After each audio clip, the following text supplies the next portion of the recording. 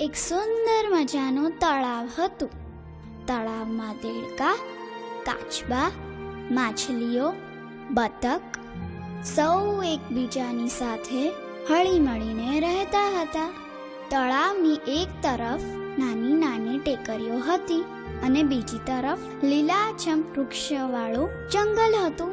જંગલમાં રહેતા પ્રાણીઓ ઘણીવાર તળાવ કિનારે રમવા આવતા.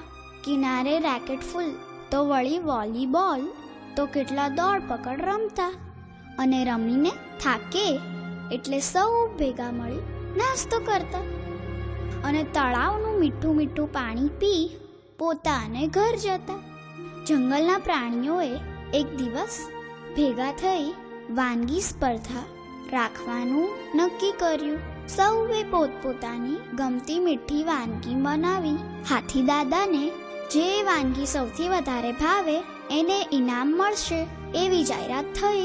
સ્પર્ધાનું સ્થળ બધાએ તળાવ કિનારો રાખવાનું નક્કી કર્યું. સિંહ રાજા તળાવ પાસે ગયા અને ત્યાં રહેતા જળચરોને કીધું, મિત્રો, અમે વાનગી સ્પર્ધા રાખવા ઈચ્છીએ છીએ, તો તળાવ કિનારે સ્પર્ધાનું આયોજન થાય તો તમને વાંધો નથી ને?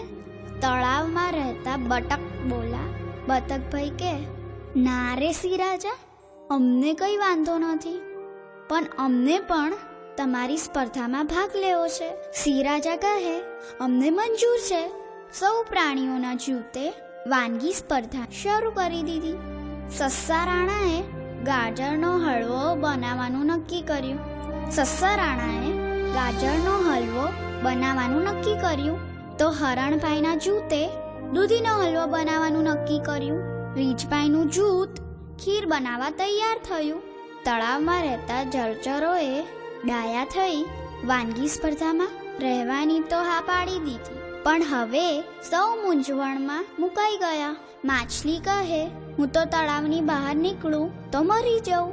બતક કહે, મને ઉડતા ના આવડે, તો આપણે જંગલમાંથી શું લાવશું અને શું બનાવશું?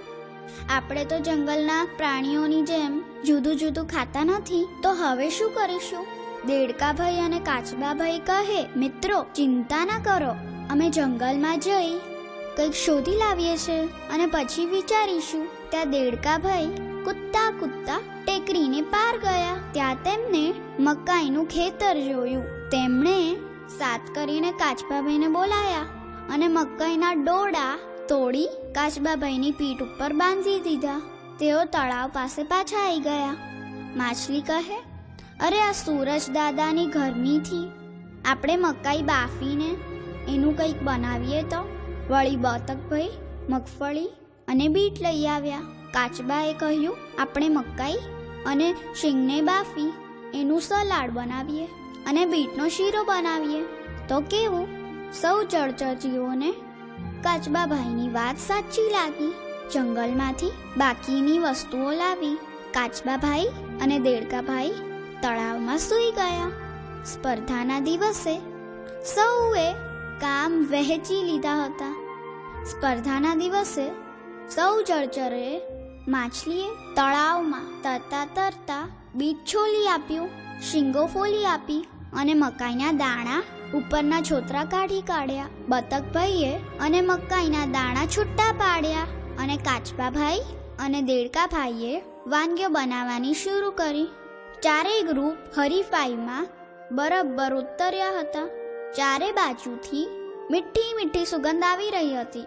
હાથી દાદા પણ સૌ જૂથની મહેનત જોઈ રહ્યા હતા.